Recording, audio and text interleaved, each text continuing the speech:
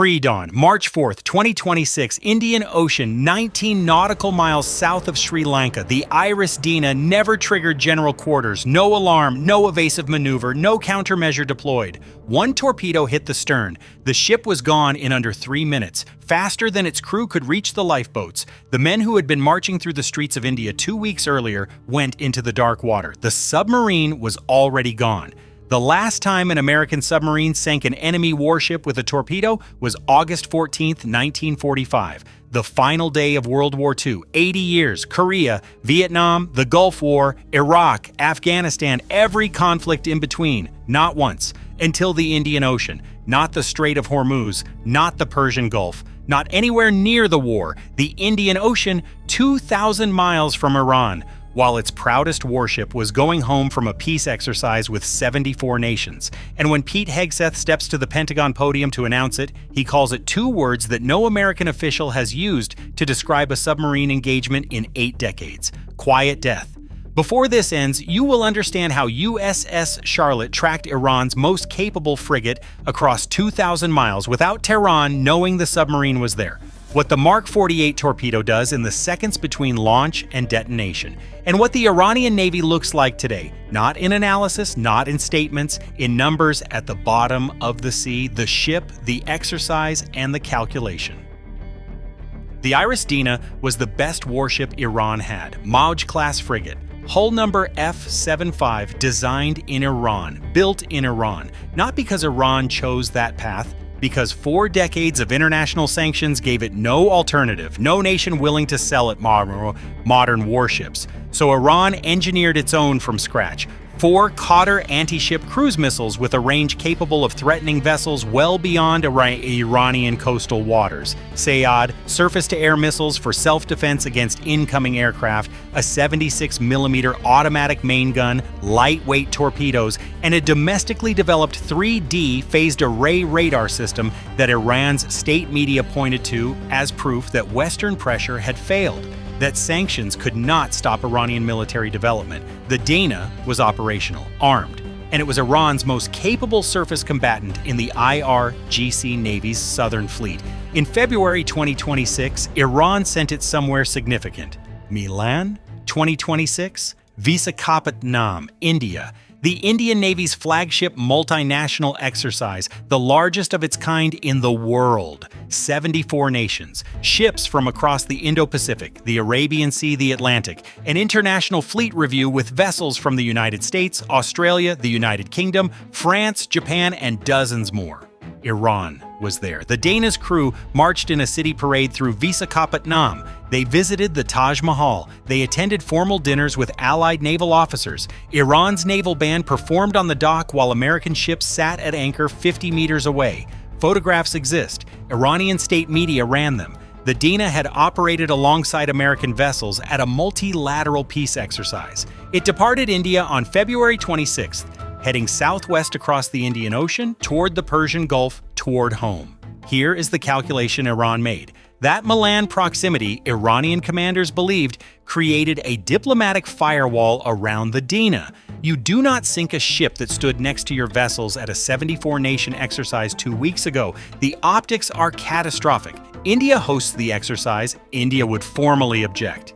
Every nation that watched Iranian sailors march through Visakhapatnam would notice. International law scholars would question the proportionality. The Dana was 2,000 miles from the war zone, unarmed in posture, going home. It was a rational calculation. It did not account for one specific asset the United States brought to Mile in 2026 and did not publicize: a P-8A Poseidon maritime patrol aircraft. The Poseidon's primary mission is anti-submarine warfare. Its secondary mission is maritime surveillance. At Milan 2026, the P-8A conducted ASW drills alongside participating vessels, collecting acoustic signatures, building track data, creating detailed profiles of ships by the unique sound their propellers make at specific speeds and depths. Acoustic intelligence, the kind of data that lets a submarine identify a specific ship in open ocean by sound alone. The Iris Dina may have been under U.S. observation before it left Indian waters. The submarine USS Charlotte, hull number SSN 766, Los Angeles-class fast attack submarine nuclear-powered. That last phrase carries everything. A nuclear submarine does not surface to refuel. It does not surface for air. It does not surface for any operational reason that would give an adversary a location during a mission. Its reactor runs for decades between fuel cycles. Its underwater endurance is bounded only by food for the crew and the mechanical life of its systems. At combat speed, it exceeds 25 knots submerged, faster than most surface ships at full power, and its location is, at all times, a closely guarded secret. No press briefing announces a submarine's position. No CENTCOM statement places it in a theater. No AIS transponder broadcasts its coordinates to commercial maritime databases. The U.S. does not tell you where its submarines are. That is the doctrine. That is the capability. That is why it works. Iran knew nothing about where USS Charlotte was on March 4th. Zero data. The Charlotte may have picked up the Dina's track using acoustic data, the P-8A, built at Milan 2026, and been positioned ahead of the frigate's route home. It may have been tracking the Dina since Visakhapatnam, running parallel, deep, silent, for the entire 6-day transit. The specific surveillance timeline has not been made public and likely will not be. What is public is this. The engagement happened 19 nautical miles south of Galley, Sri Lanka. That position sits inside the U.S. 7th Fleet's Indo-Pacific area of responsibility, not CENTCOM's Persian Gulf Theater. The Charlotte tracked the Iris Dina across a fleet boundary from one U.S. operational theater into another, across hundreds of miles of open ocean, without surfacing, without detection, without Iran receiving a single data point confirming a U.S. submarine was following its most capable warship home from a peace exercise. Now scale that. The United States currently operates 53 nuclear submarines. Iran cannot see any of them. Not one. It has no satellite system capable of locating a submarine at depth. No surface radar reaches below the water. No acoustic sensor network covers the Indian Ocean, the Arabian Sea, and the Persian Gulf simultaneously at the resolution needed to find a quiet nuclear boat running at combat depth.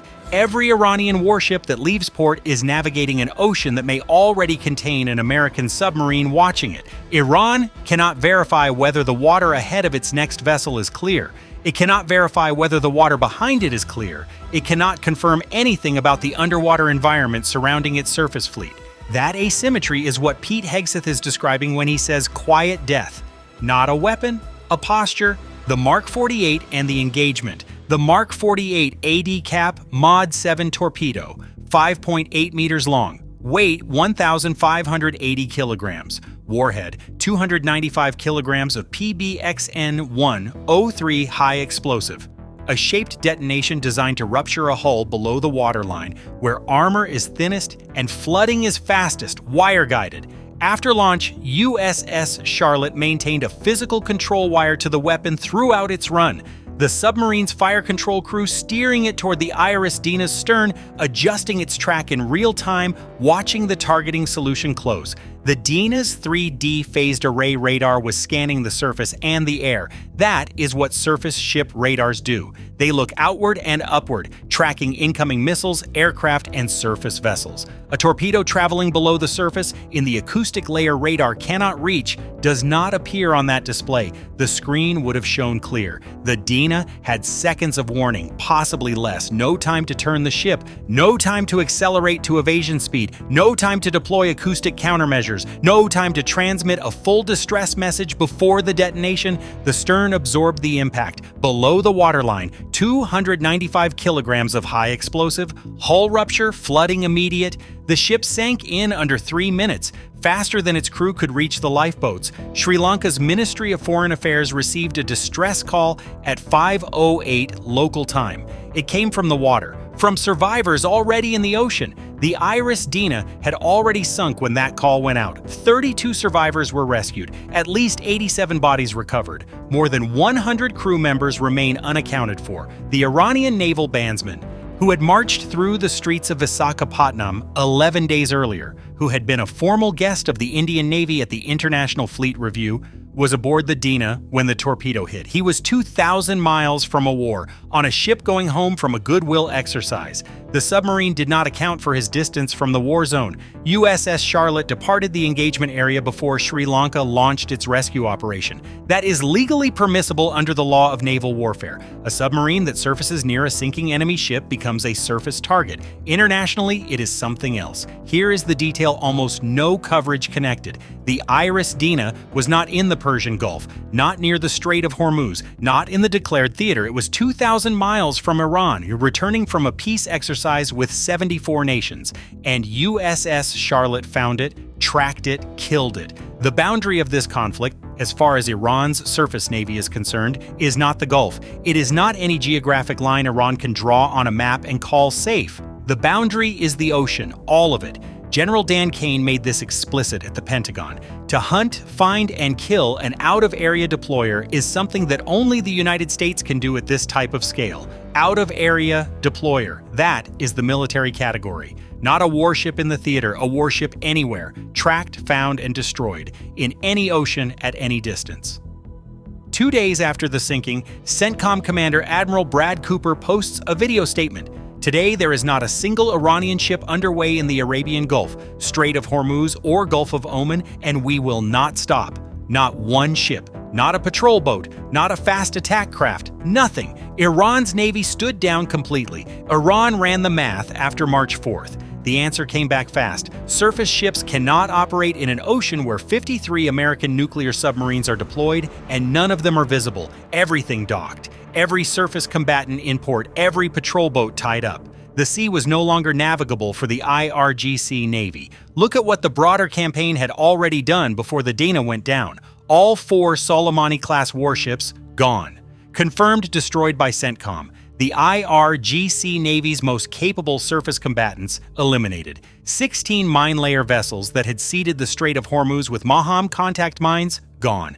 9,000 targets struck across Operation Epic Fury, more than 140 vessels damaged or destroyed. Admiral Cooper's framing the largest elimination of a navy in any campaign since World War II, and now the Dina at the bottom of the Indian Ocean. The historical weight of March 4th is worth stating clearly. The last time a submarine sank a surface warship in combat was May 2, 1982, HMS Conqueror, ARA General Belgrano. Falklands War, Britain versus Argentina, not the United States. The last American submarine kill before March 4th was August 14, 1945, the final day of World War II. 44 years between those two events, 81 years between the 2nd and March 4th, 2026. Every naval commander on Earth read that number when CENTCOM released the statement.